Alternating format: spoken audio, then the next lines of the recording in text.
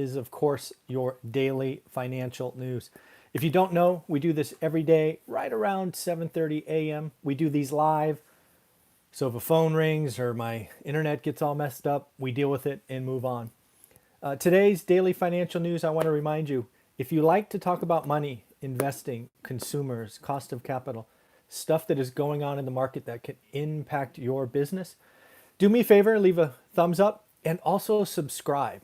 One of the things that you will see on this channel is you can go back over a year and we've been talking about the daily financial news. If you want to see what we talked about on March 3rd, go for it. If you want to talk about what we did on May 18th, it's there. So you really get a feel for what goes on with these daily financial news. Second, I'd love to tell you about a video that I created this morning that is now 83% uploaded.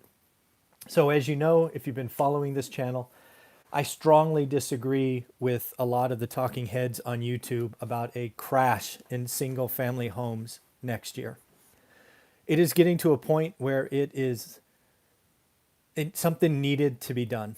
So I'm putting out a video today. Again, it's now 85% uploaded, calling for single family homes across the US to be up 10% next year. In this video, it's about, I think it's 15 minutes long.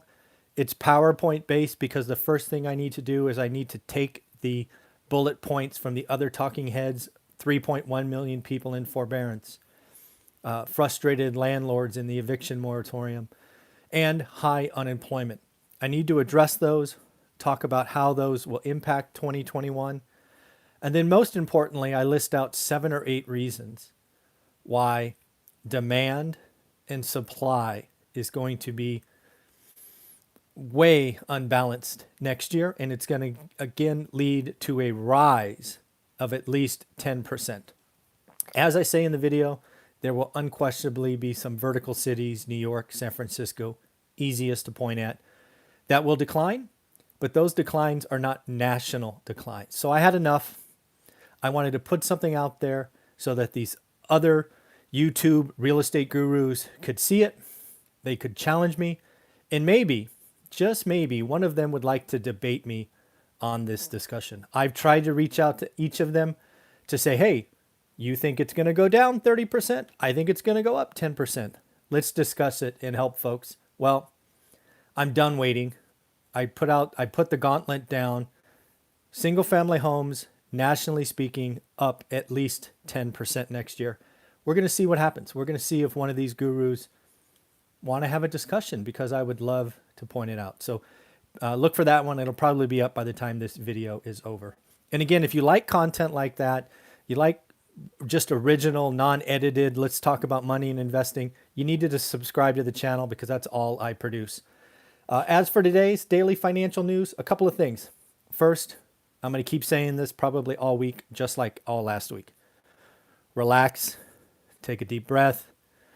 Last week and this week, there's no reason to do anything that would be a large move, right? The markets are going to be bumpy. There's a good chance we don't know who the winner is tomorrow. Let's hope we know who the winner is by Friday.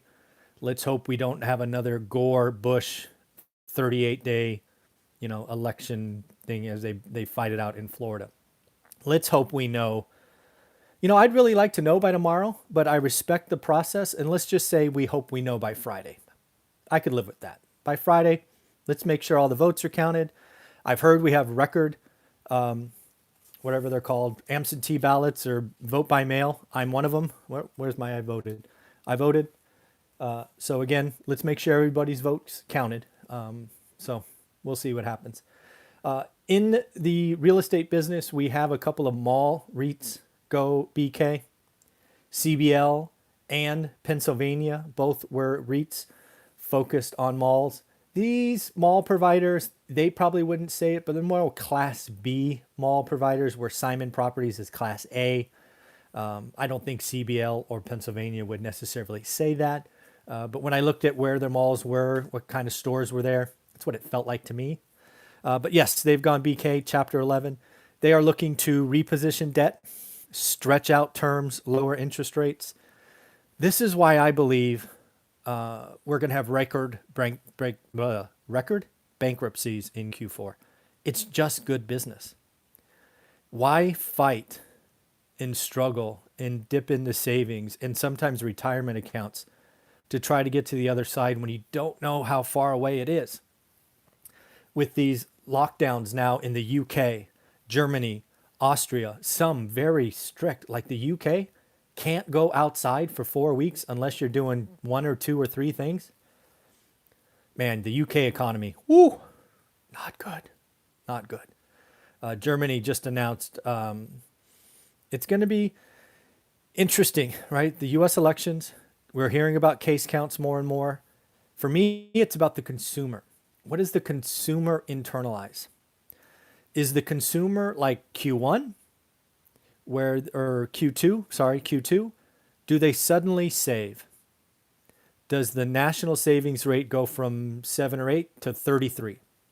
That's what happened in Q2, or 31, something like that. You would think savings is good, right? Savings at an individual level, awesome. Savings at a national level, 31%, horrible. Horrible. We are a consumer-based economy. And when we are saving, we are not consuming. That's how you have a fall of 31 or 33% or whatever it was in GDP in Q2. Or does the consumer kind of continue the Q3 vibe, right? We're kind of figuring this thing out. We're all Amazon shopping now. We're all working from home doing Zoom calls. Do we just kind of limp through what's going to be a rough winter? I don't know. I don't know. But I can tell you, I believe this consumer psychology is a lot more fragile than I think anyone would want to admit. And when the consumer psychology is fragile, generally speaking, they retreat, i.e. they save. So we have to watch these things. And we have to watch unemployment claims. We talk about it every Thursday with Jonathan. I missed October. I thought new unemployment claims would trend up. They've actually, I would even say, trended down. Unemployment rate is under 7. Now we've talked about how dirty the data is, but hey, under 7, didn't see that coming. Does that continue? Does it continue its slow grind, or does it tick up and a W recession or a double dip is on the table? Q4 is uncertain, and hopefully a lot of it gets resolved by Friday with we knowing who our president is for the next 4 years, because that will set the tone for taxes, infrastructure, stimulus, all these things we know that are coming, but can't happen until this control point is done. Hopefully this week. What else do I got for you? AMC theaters. Man, I don't know why they don't just go bankrupt. They are now selling stock. They need to raise $50 million. $50 million. 50 million in stock sales going on. I just saw a note, one of these little comment bubbles come up about Blackstone and Invitation Homes. You need to check out a video I did just 3 days ago on that exact topic. I did a topic on Blackstone and Invitation Homes, so go check it out. All my thoughts are in that video. But back to AMC, again, airlines struggling, hotels struggling, theaters struggling, anything entertainment that requires crowds struggling. Sometimes you just need to go bankrupt. It's not a criminal offense. Nobody cuts off your arm or takes your firstborn. You just need to go. And with no new movies coming out, blockbusters, I don't know what you do. I just don't know. Oil is down. Oil was trading above 40, right? We kind of stabilized, and most producers can make money at 40. But now it's down to 35. Now they're losing money. This is completely a demand story. Europe is going on lockdown. Raising case counts in the U.S., potential, at least localized lockdowns. It's not looking good. It's almost uninvestable at this point, oil stocks. It's kind of funny. I did see that New York dropped their quarantine list. I don't know if you knew this, but New York was constantly listing states that you had to be quarantined for 14 days. Well, guess what? The list now included over 90% of U.S. states, and their tourism dollars were down. Are you shocked? I'm shocked. Crazy, right? Well, now they've dropped that quarantine list and instead are have adapted a more reasonable testing strategy, where if you come, you need to be tested within the first 3 days or something of that nature. Again, all of these lockdowns and restrictions, they attack one part of it, but there are ripple effects that sometimes people do not think about.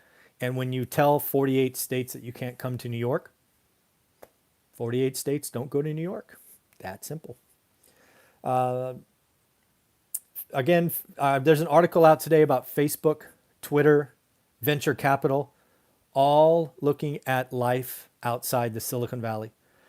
I've read some articles over the weekend about New York and the financial services industries seriously looking to get out of Wall Street. But now when you take the VCs, venture capital, out of the Silicon Valley could look very different in 3 to 5 years. If there's no more Sand Hill Road, or if it's just a name and not the VC capital of California, and you spread VCs out throughout the U.S., it's going to be very different in the Valley. And again, it's better for companies, less costly, right? You pay the employees less. You have cheaper rent for offices. You have a bigger pool of talent. So again, opening up yourself to just non-Bay Area is good for the company. It's generally good for the employee. Yes, you may make less top line, but when you do the full cost of living, it's better for you. Again, California, man. Oh, Mr. Gavin Newsom, you have, it's going to be a rough couple of years. And then lastly, 2 more things. First and foremost, airlines are getting creative. I got to give them credit. I saw 2-for-1 sales by some airlines, and I imagine if these take off, others will follow or copy. Again, think about it. You're going to get on a plane, 2-for-1, 50% off, right? Again, when you travel, and again, this is more really about vacation travel, right? When I was traveling for business, 90% of the time it was a solo trip, right? I would meet somebody from my team in the location. They would travel for somewhere else. But when business travel is this far off, you've got to seed vacation travel, family trips. 2-for-1's a great idea, in my opinion, and they should add marketing material about that. And then lastly, I've been pretty clear that I'm a huge fan of GaryV. I don't know if you follow him on Instagram. If you don't, you should. GaryV put out about a 90-second video on Instagram yesterday. I actually posted it on Facebook, on my Facebook page, talking about how there is going to be a 20 to 30 year shift in how work-life balance, office, work from home, Zoom, all of these things. And his point, right, he admits he's not a real estate guy, but he's saying, you know what? Some of these big cities like New York are going to lose, and some of the suburbs are going to win. While that's what I've been saying for a while, it's actually a big part of the video that I just posted. It's called Single Family Homes Will Not Crash in 2021. That's the video I'm asking you to take a look at. Let me know your thoughts. And again, I have a couple of interviews today. One at 8, of course, with Greg Dickerson. And at 9, I'm interviewing a California attorney to talk about evictions and what's going on with moratoriums and how he and his clients, which I am one of his clients, are dealing with evictions. So you can look forward to that later in the day. Again, if you're watching, give me a thumbs up. We got 44 people watching and 9 thumbs up. Not good.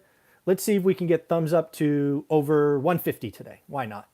And then again, if you do like your daily financial news, non-political, just what is really going on, hit subscribe, hit notify. But remember, if you're going to hit notification on my YouTube channel, you're going to get 3 to 5 notifications every day. So don't be alarmed. All right, everybody, take care of yourself. Have fun. Bye-bye.